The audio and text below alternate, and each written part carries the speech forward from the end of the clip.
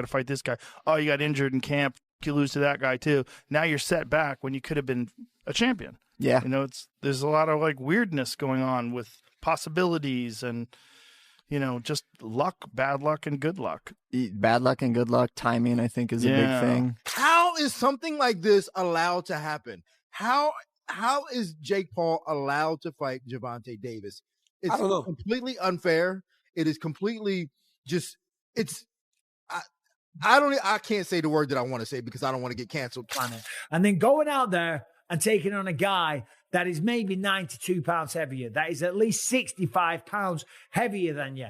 That is called one thing. That's called being a bully. Joe Rogan has sharply criticized Jake Paul for arranging a fight with Gervonta "Tank" Davis, despite the major size difference between them. He emphasized that weight classes exist for a reason, to keep fighters safe, and warned that disregarding them puts competitors at serious risk.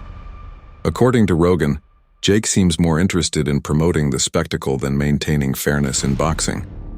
He expressed concern that Jake's significantly larger frame and punching power could make the matchup both dangerous and unnecessary. Sure, but no time limit within the weight class. Yeah, that'd be sweet. That would be pretty. That would be pretty wild. Yeah, that'd be pretty. Because you know, like two guys are facing off each other, like, and they know, like, there's no rescue. Every 5 minutes. Yeah. And you go into it knowing you're either getting knocked down or submitted, or you're doing that to the other person. Michael Bisping has voiced serious concern over Jake Paul's decision to fight Gervonta "Tank" Davis despite the extreme weight difference between them. He noted that Jake is set to face an opponent nearly 100 pounds lighter, which undermines the fundamental fairness that boxing is built on. Bisping also pointed out that Jake's previous matchup with 58-year-old Mike Tyson was already controversial due to Tyson's age and retirement status, and this new fight only deepens that controversy. According to Bisping, the bout doesn't appear to stem from a desire for fair competition, but rather from Jake seeking a clear advantage. He emphasized that boxing depends on evenly matched contests, yet this fight seems so one-sided that it looks less like a legitimate sporting challenge and more like an attempt to gain publicity and profit at the expense of Tank's safety. That's called being a bully. It was bad enough when he fought Mike Tyson, a man that was 58 years old, and he was walking around like, I just beat the baddest man on the planet. I just destroyed Mike Tyson and went out there and I beat him, and him and his brother are all celebrating and shit like that. It's like, dude, what are you doing? What don't you understand about this? If you want respect from your peers, if you want everyone on the planet to look at you and take you seriously and give you credit as a boxer, you have to take on challenges that are real. You have to go up against someone that keeps you up at night, against someone that gets you out of bed in the morning to go for a run because the fear of them beating you down is real. Not going up against someone that is so small. If you were to go up to this guy in a bar and try and start a fight with them, people would look at you and say one word, whoa, stop being such a bully. Leave him alone. You are way bigger than this guy. And that's clearly what we have here. It is ridiculous. When you look at the tail of the tape, Gervonta "Tank" Davis, granted, a very, very skilled boxer, a world champion. He's had some great wins. He's had a tremendous career. He's got 28 knockouts on his record. I'm just looking at the tail of the tape here. 30 years old, Jake Paul, 28. Gervonta Davis is 5'5" tall, whereas Jake Paul is 6'1". I would never dream on picking on a guy that is 5'5" tall. Granted, there's some tough guys out there that are 5'5", okay? They're smaller guys, but for 5'5", they'll pack a good punch. Typically, they're mixed martial artists or boxers, yeah. Atlas reacted to the face-off between Jake Paul and Gervonta "Tank" Davis by emphasizing the glaring size disparity between the two fighters. He joked that Tank is so much smaller that he'd practically need a ladder just to reach Jake's chin. While Atlas acknowledged that differences in skill and style are natural in boxing, he argued that the physical gap in this matchup is simply excessive. In his view, Tank is too undersized to compete effectively, making the fight look mismatched and unbalanced from the they should also have like the size of the ring, the size of the glove, all that stuff. Particulars should be in the contract. But I would probably look for one thing that is not the common thing to have in a contract if I'm Tank. A ladder. A ladder. Can I get a ladder? Somebody? You know what I mean? Hey, look, if he hits him on the chin the way he can punch,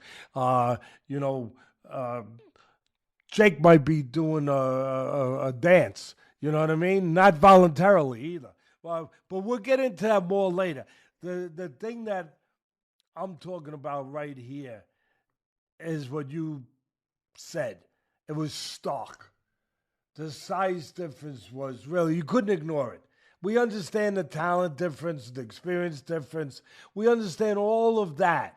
But the size, the pure, and we understand small guys can beat big guys. We just saw Crawford do it to Canelo, but you know, a little different.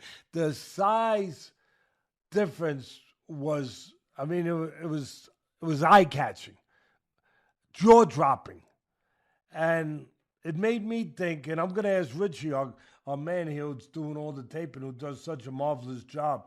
I'm going to ask him because I know he's an expert in this area. But it reminded me of one of the Rocky movies where they had the face, where they did the wrestling thing with Rocky and Hulk Hogan, a.k.a. Thunderlips. He was Thunderlips back there. Joe Rogan remarked that Jake Paul's recent moves seem driven more by promotion than genuine competition. He explained that fights like these are designed to capture casual fans' attention and stir curiosity through unconventional matchups. According to Rogan, the hype, betting chatter, and spectacle surrounding such events are less about sporting legitimacy and more about generating headlines. He believes Jake has mastered the art of keeping himself in the public eye, using boxing as a marketing stage, even when the matchups themselves lack real competitive sense. That makes it a problem. My opinion is, I just want to say, in case someone calls me into court, I'm a fucking idiot and I don't know nothing. And don't take my advice. I love the Saudis. Don't take my opinion. I love the Israeli government. I love everybody. That had nothing to do with them. That was Jake Paul promoting it. You know, it's just like, doesn't bother me. There's compromising the sport, and that's like bad. It's just like if I bet on it, watching it bothers the fuck out of me. Watching it with people who are so in on it, and then also man, the sports betting apps, they introduced like chat apps in them in Australia. So it's like they're trying to take the place of social media companies where you go together and you meet your friends. Like betting should be exciting enough without having a weird. They're just trying to draw you in. Thing. They're just trying to make money, right? So they're trying to draw you in any way they can. Leonard Ellerby explained that Gervonta "Tank" Davis wasn't in the right mental state to face Lamont Roach at the time. He said Tank had been dealing with a number of personal challenges and didn't want to take on more stress by preparing for another fight. According to Ellerby, that lack of motivation was the main reason the matchup never materialized, despite fan expectations. He added that Tank chose to focus on managing his personal life rather than proving himself in the ring, viewing the decision to step away from the Roach fight as a way to avoid unnecessary pressure. Leonard Ellerby said, to tell you the truth, Gervonta Davis couldn't get up for Lamont Roach. And what does that mean? It means that he could not get inspired, that he was not motivated to fight Lamont Roach, that his mind was not in a place where it was like, yeah, okay, let's get it. And he was going to war with Lamont Roach. He was going through the motions with Lamont Roach during the training camp and could never really get himself motivated to really give the best of himself against Lamont Roach. And that probably affected him during training and during the fight. And that is something that can happen, especially if you really look back on what happened with the Lamont Roach fight and all of the ups and downs about that fight being made. Because first, if you recall, he wasn't supposed to be fighting Lamont Roach. The person he was supposed to be fighting was Vasily Lomachenko. You know, the guy that everybody says that he doesn't want to fight, that he didn't want to fight. Gervonta Davis was up and prepared to fight Vasily Lomachenko. So it shouldn't surprise anybody that if he tries to make a fight with Vasily Lomachenko, that fight doesn't go through. Then he tries to make a fight with Lamont Roach. He can't get the fight done for Houston with Lamont Roach because there was all kind of venue problems and drama going on around Gervonta getting a venue in Houston. So they wind up eventually moving the fight to New York City and pushing it back even further. So not only is it a fight where he didn't just jump out of from his last fight that he had and jump into a fight with Lamont Roach, he got held up. And then also during that period of time, he had to spend some time in jail for a parole violation after I believe that might have been after the Lamont Roach fight. Leonard Ellerby explained that To be honest, Gervonta "Tank" Davis simply couldn't get himself up for the fight with Lamont Roach. In other words, he wasn't inspired or mentally motivated to face Roach. During training camp, Tank was just going through the motions. His focus wasn't where it needed to be, and that lack of drive likely affected both his preparation and performance. Ellerby noted that this isn't unusual, especially given all the ups and downs surrounding the Roach fight. Initially, Tank was supposed to fight Vasily Lomachenko, a matchup he was genuinely excited for. But when that bout fell through, he struggled to find the same fire for Roach. The situation was further complicated by venue issues in Houston that eventually forced the fight to be moved to New York and postponed, disrupting Tank's momentum. Around that same period, he also faced legal troubles, including time in jail for a parole violation, adding more instability to an already turbulent stretch. Recent reports suggest that Tank Davis is planning to retire after his upcoming fight with Jake Paul. Sources indicate that this decision is less about chasing legacy or new titles and more about ensuring financial security. Observers believe that Tank's motivation for accepting the Jake Paul fight stems largely from the substantial payday, rather than from competitive ambition. Analysts also point out that the personal and professional challenges Tank has faced in recent years may have influenced his choice to take on this high-profile but unconventional matchup. In this context, the fight with Jake Paul appears to be a strategic business move, one designed to secure his financial future before stepping away from the sport. Like, let's go band for band on what you make it. Again, there's nothing wrong with Tank going to get his money, but let's all be clear that that's all the fight is for Tank. He's telling you without telling you that he's fighting Jake just because he's getting $40 million. So when we talk about boxing being dead, Tank has to line up at the front of the line. I can't blame him, but don't throw around, oh, boxing's dead and people switch sides and all of that. You chose not to be great. That's it. You chose not to be great. Stuff like that, choices like that will kill boxing, for sure. On a competitive level, it won't kill it on a business level. On a business level, until people run out of interest in these kind of matchups, it'll do well. On a competitive level, choosing not to fight the best will kill the sport. So maybe it's better if people like Tank aren't in the sport. And I don't even say that because I want that to be the case. I think Tank is ridiculously talented, but you can't want a fighter to fight more than what they want to. You can't. Tank fans or Tank people that like Tank and think he's one of the best, you can't want it for him. And then Shakur came back with, that's how I know you soft. I can't even go back and forth with you, soft ass. You rather pop to me on social media than get in that fire and get embarrassed. I get it. Peace and blessings upon you, cuz. He says, the people got your chest out so bad. You talking like you a killer, forgetting that you the one that runs, bitch. I'll be bring the fight to you. This dude, a made-up character. Quote, blessings upon you. Clown-ass dude, wanna be Kevin Gates? Oh, my goodness. I mean, here's the thing, though. You can't say that stuff about Shakur if you're not willing to fight him. This is the point I think that we're going to come to today, is that Tank can say all this stuff he wants, but if you're not willing to fight Shakur, then none of it means anything anymore. Even if you believe that Tank is going to knock him out, even if you believe that Shakur's a runner, or that he's not in the trenches, or he's not a boxer that's willing to bring the fight, or whatever, none of it matters. You're talking from the sideline because you won't fight. Daniel Cormier expressed disbelief over how the fight between Jake Paul and Gervonta "Tank" Davis was organized, calling the entire setup flawed from the start. He recalled the press conference where even Tank seemed unsure about what weight class the bout would take place in, a moment Cormier viewed as a major red flag. In a sport where weight divisions exist to protect fighters and preserve fairness, he said, such confusion signals a serious problem in the fight's planning and structure. Cormier also underscored the dramatic size difference between the two men, stressing that Jake Paul is simply far too big compared to Tank. He argued that this kind of matchup goes well beyond what boxing should allow, and questioned how it was ever sanctioned in the first place. To him, the fight represents a troubling imbalance that not only undermines the integrity of the sport, but also raises real safety concerns for the smaller fighter. In Cormier's view, the bout serves as a warning sign for boxing, an example of how chasing spectacle and entertainment value can come at the expense of fairness, structure, and fighter safety. Jake Paul. Yesterday they had their first press conference. One of the most recognizable things is Jake Paul is huge compared to Gervonta Davis. And two, Gervonta Davis don't even know what weight they fighting, D. Maximum weight of 195 pounds for this exhibition. It was 190. The fight will be contested over 10 3-minute rounds. I said it was 190. The fight is 195 pounds, Tank, as you know.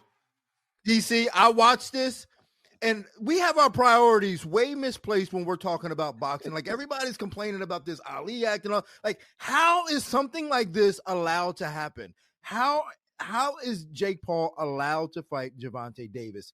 It's I don't know. Completely unfair. It is completely just, I can't say the word that I want to say because I don't want to get canceled, but this fight should not be happening. And the press conference was embarrassing. Gervonta Davis should not have a mic in front of him. It was absolutely embarrassing watching this thing. D, why? Why, D? Just the fact that, like, every time when Jake Paul would say something to Gervonta Davis, he didn't know how to answer it. He was comparing himself to, like, P. Diddy at moments, and I was like, oh my God, get a mic away from this guy. This fight shouldn't be happening. And then he didn't even know what weight they were fighting. He's like, I thought it was bad, 190, D. it was 195. That was the craziest thing. That was the thing that stood out to me the most. Was that when they go, the rehydration limit or something is 195. And he goes, wait, I thought it was 190. Dean, that is bad. Gervonta "Tank" Davis reflected on his career and admitted that his original goal was never to become a boxing champion. Instead, his focus was on using boxing as a means to escape difficult life circumstances and build a more stable future. For him, the sport was a pathway out of hardship, not a pursuit driven by dreams of titles or fame. Davis explained that his true motivation has always been financial security and long-term stability rather than legacy or recognition.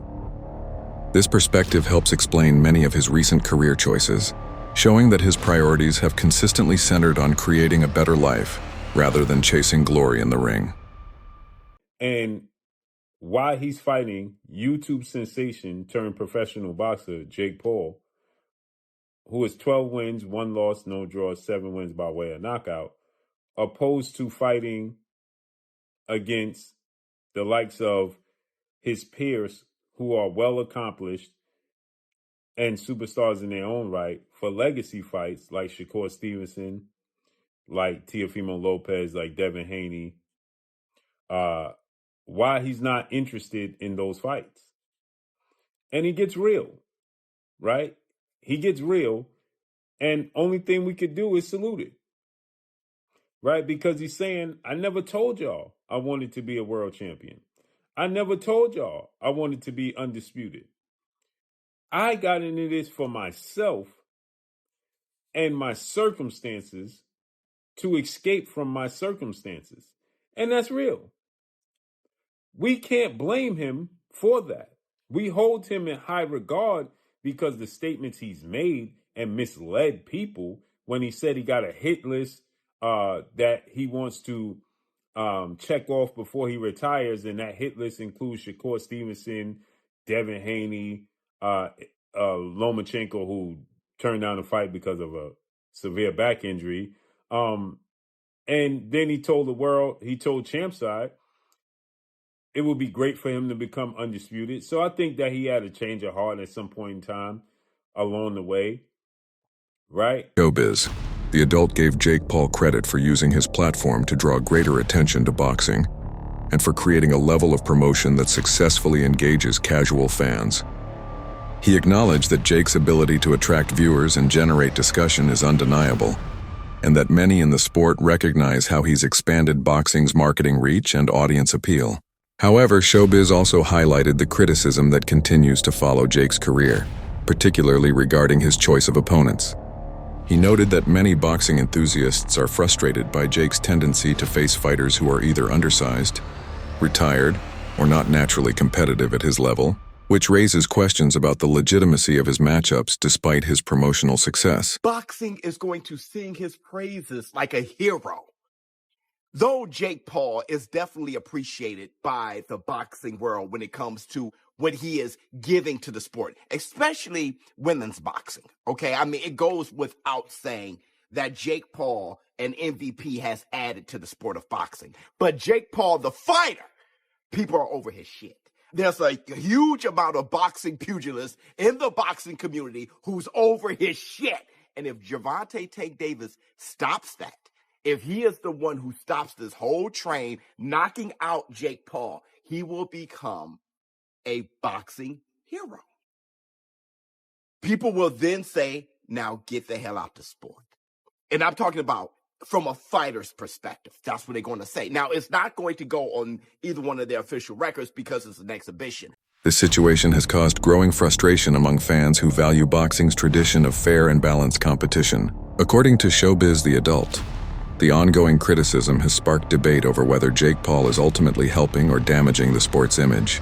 He noted that if Gervonta "Tank" Davis were to defeat Jake Paul decisively, it could mark a turning point, potentially putting an end to the trend of mismatched, spectacle-driven fights. In that scenario, Tank wouldn't just earn a major victory in the ring, he'd also be celebrated as a hero within the boxing community. For standing up for the sport's integrity, Clip 11 Showbiz, The Adult painted a vivid picture of what could happen if Gervonta "Tank" Davis were to defeat Jake Paul in spectacular fashion. He said that optically, seeing that moment go viral would be huge, and Jake Paul would never live it down. Showbiz emphasized that Tank isn't just a boxer. He's a real fighter, a 5'5" lightweight whose skills truly pay the bills. If Tank were to knock Jake down or give him Bambi legs, that clip would explode across social media, making Tank an even bigger star overnight. Showbiz added that such a moment would elevate Tank's reputation beyond the boxing world, turning him into a hero for purists who value skill and authenticity in the sport. He closed by saying that people might not want to admit it, but that's the Black Two Sugars truth, and fans should really think about what that would mean for boxing's future. Optically, visually, seeing that go viral, and I mean go viral, and Jake Paul will never hear the end of it. Help you up. We're going to go ahead and help you up. We're going to see about it. Help you up. We're going to see. Because Gervonta "Tank" Davis is not only a real boxer, he's a real boy. He's 5'5". He's a lightweight. Skills pay the bills. Let him knock out Jake Paul, give him Bambi legs, or knock him down. Gervonta "Tank" Davis, that moment will go viral, and he will be a far bigger, well-known boxer than he is today, and he will also be a hero. And that's the Black Two Sugars. That you guys don't want to admit it. Don't bull jive. Think about it. That's it for today's video. Stay tuned until next time.